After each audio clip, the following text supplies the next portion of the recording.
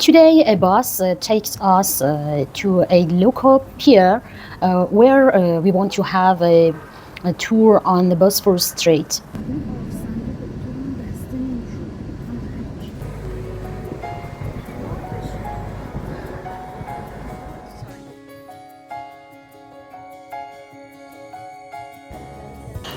Well, there are many passengers from different hotels in the ship, and maybe you hear that there are two guides. One speaks in English and one in Russian, because the Russian tourists are numerous.